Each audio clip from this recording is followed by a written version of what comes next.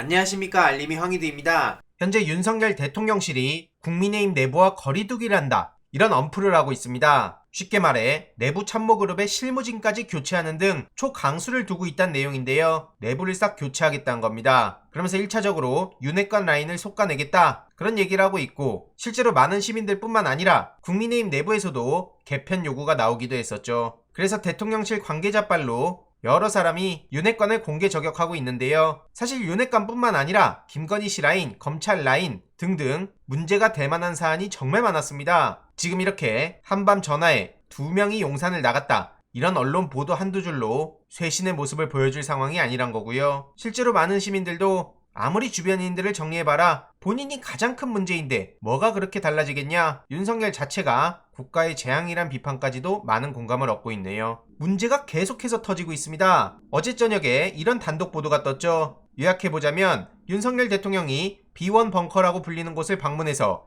화상회의를 통해 완벽한 비상 대비 태세를 강조했단 겁니다. 하지만 막상 화상회의를 한 다른 군부대에선 대통령의 모습이 제대로 나오지도 않는 사고가 발생했단 거죠. 회의 내내 검은색 스크린만 잡혔단 거고요. 그러다 보니 실시간인지 아닌지 혼란스러운 상황이었다는 설명까지 나왔네요. 군 관계자들은 당연히 이 일을 두고 비판할 수밖에 없는데요. 대통령이 직접 주재한 화상회의 화면이 꺼지는 건 중대한 사고라고 지적한 겁니다. 실제 상황이었다면 일선 부대에서 얼마나 큰 혼란이 벌어졌겠습니까? 이에 대해서도 역시나 불과 몇 달 만에 나라를 절단내는구나, 이거 말고도 컴퓨터 빈 화면, 백지 결제쇼 등등, 이러니까 해외에서도 무시당하는 거다, 이런 비판까지도 쏟아지고 있습니다. 게다가 최근 취임식 명단이 없다 그러더니 막상 그게 드러나서 논란 제대로 키우지 않았습니까? 그러자 이상민 장관은 실무자가 잘못한 것 같다, 이런 식으로 얼토당토 않게 해명하고 넘어가려 합니다. 당연히 이에 대해서도 끝없이 거짓말만 되풀이하는구나, 이렇게 전부 거짓말만 하는 정부도 처음 본다, 한동훈 장관이 미국 가서 쓴 돈의 내역도 국익을 해칠 우려라는 핑계 대면서 공개 안 하는 것도 많은 비판을 받고 있네요.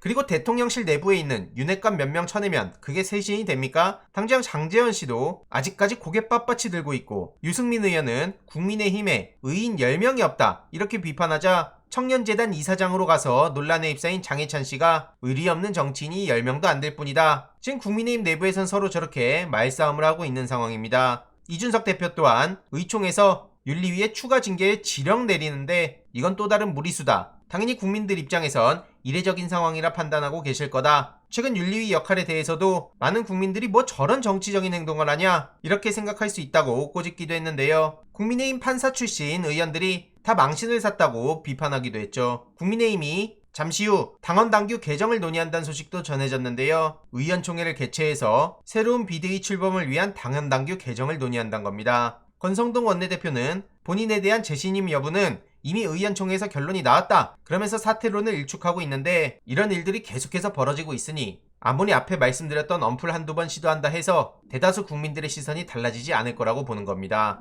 반면 민주당 내부는 전당대회가 끝나고 새로운 지도부가 등장해서 첫날부터 엄청나게 바쁜 일정을 소화하고 있는데요. 국립현충원 참배를 시작으로 당대표로서의 공식 일정을 시작한 이재명 대표, 친문 끌어안기에도 나섰습니다. 민생을 강조하며 필요한 부분에 대해선 윤석열 정부의 협치의 손길을 내밀기도 했는데요. 지금 국민들의 불안은 여야 차원의 문제가 아니기 때문에 민생 문제에 대해선 같이 머리를 맞대고 손을 잡아야 된다고 저도 생각합니다. 그래서 어제 평산마을을 찾아 문재인 전 대통령과 1시간가량 만남을 가지기도 했는데요. 문재인 전 대통령도 그렇고 이재명 대표도 그렇고 문재인 지지그룹과 이재명 지지그룹은 같다, 99%가 같은 지지를 받고 있는데 1% 정도 경쟁이 생겼을 때 앙금이 좀 생긴 것 같다며 이걸 잘 품고 가자는 목소리도 나왔네요. 이후로 이런 사진이 공개가 되며 많은 당원들도 힘을 얻었다는 반응을 보이고 있는데요. 문제는 문재인 전 대통령 지지자라면서 대선 때 윤석열 대통령을 찍었다는 사람들이 또 이 찰나의 사진을 두고 토리가 경계를 했다, 이런 식의 황당한 소리를 하고 있습니다. 하지만 막상 움짤을 보면 이렇게 꼬리를 흔들면서 반기는 모습을 볼 수 있는데요.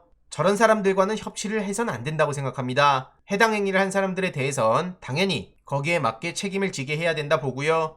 일본에서도 이재명 당대표 선출에 대일 강경파라며 경계를 한다는 목소리도 나왔죠. 요미우리 신문, 아사히 신문, 니혼게이자이 신문, 마이니치 신문 등에서 이재명 대표를 우려하는 목소리를 내고 있는데, 이에 많은 시민들은 이걸 보니 잘 뽑았구나, 친일 매국 정권은 막아야 된다, 이런 목소리들이 나오고 있고요. 새 지도부의 첫 메시지는 명확했죠. 김건희 특검, 한동훈 이상민 탄핵, 그리고 최근 윤석열 대통령 출퇴근에 경찰이 무려 700명 동원되는 것도 이게 무슨 소통이냐 이런 목소리들까지 확실한 메시지가 나오고 있습니다. 이후로 권성동 원내대표는 김건희 특검 요구는 이재명 부부 수사의 물타기라는 거다, 이런 얼토당토하는 소리를 하고 있는데요. 지금 권성동 원내대표의 발언이야말로 위기에 몰린 본인의 물타기 시도 아닙니까? 참 한심하다는 생각밖에 안 되고요. 당연히 많은 시민들의 반응도 싸늘합니다. 그리고 정의구현사재단에선 정경심 교수의 형집행 정지를 거부하는 검찰은 살인 방조를 한 거나 마찬가지다, 이렇게 비판하며 이명박 씨 같은 경우엔 몸이 멀쩡한데도 형 집행정지로 감옥에서 나와 있는데 정경심 교수 관련 수사와 기소는 편파적이었고 이번에 형 집행정지 불허 결정도 편파적이라는 비판을 안민석 의원도 하고 있습니다. 여기에도 우리가 많은 관심을 가져야 된다 생각하고요. 추가적인 소식 계속 전해드리도록 하겠습니다. 이번 내용도 유익했다면 구독, 좋아요, 알림 설정,